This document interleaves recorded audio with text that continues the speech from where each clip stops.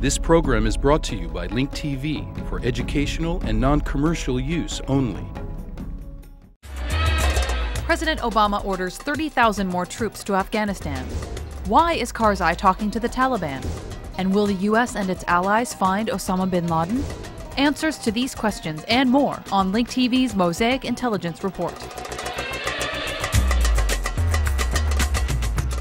Every year on the anniversary of September 11th, the same question pops up.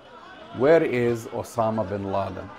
And for the past 8 years, pundits who hardly speak a word of Pashto, Dari, Urdu, or any other language spoken in the region play the guessing game of placing him somewhere along the Pakistani-Afghan border. This week, President Obama took General Stanley McChrystal's advice and ordered a surge in the war in Afghanistan by sending 30,000 more American troops there to help battle the Taliban insurgency.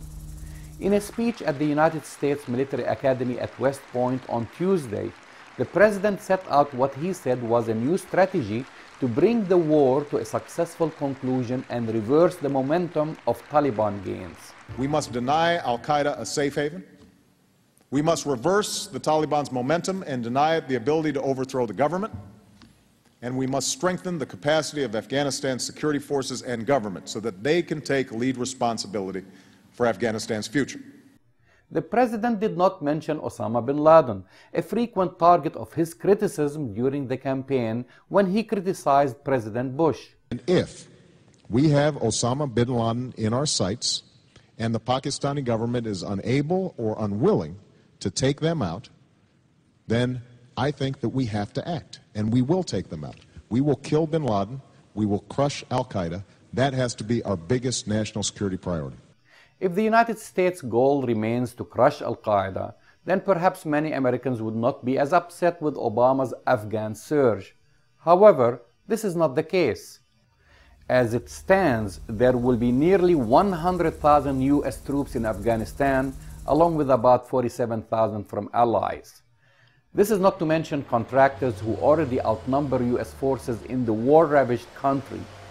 According to credible intelligence estimates, 100 al-Qaeda operatives are in Afghanistan and 300 more have fled to Pakistan. As for the Taliban, conflicting estimates put their numbers anywhere between 7,000 to 25,000. Therefore, this build-up does not make sense, and the numbers do not add up. Forget about 30,000. Even if 1 million more American troops come here, it will not solve anything until the Afghan security forces are ready. The Americans are doing this for their own geopolitical reasons, not for us. If they want Afghanistan to be a peaceful country, they must let Islamic countries get involved. Those are the countries that Afghans trust. If you need reinforcements here, those are the countries we need. We are an Islamic country. Also, why do the United States and its allies need close to 150,000 troops if they can negotiate with the Taliban? Mr. Karzai does. We must talk to the Taliban as an Afghan necessity. The fight against terrorism and extremism cannot be won by fighting alone. Personally, I would definitely talk to Mullah Omar. Whatever it takes to bring peace to Afghanistan, I, as the Afghan president, will do it.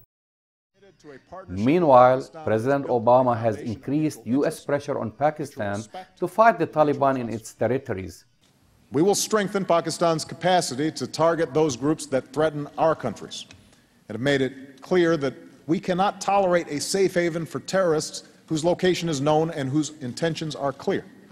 As an inducement and a measure of heightened American concern for Pakistan, he has also helped bring a big increase in aid to the country, including $7.5 billion of non-military aid over 5 years approved recently by Congress. The problem is that there is no certainty or confidence that the current Pakistani regime is going to last. Pakistan's President Asif Ali Zardari is one of the country's most discredited politicians and linked to corruption. There is a major question mark on who will be replacing him or what sort of a government Pakistan will have after his imminent fall. President Obama has not been forthcoming with the American people. He should come clean and explain the real reason behind the surge. It's not because of bin Laden, Al-Qaeda or the Taliban. The real reason is Pakistan, a failed state with nuclear warheads. I'm Jamal Dajani for the Mosaic Intelligence Report. To learn more about this program or to share your thoughts, visit us at linktv.org/MIR. You can also follow my updates on Twitter.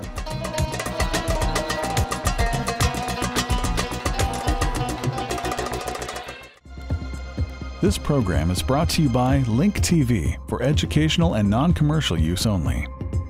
Link TV is the only U.S. network dedicated to global and national news, uncompromising documentaries, and diverse cultural programs. Programs which connect you to the world.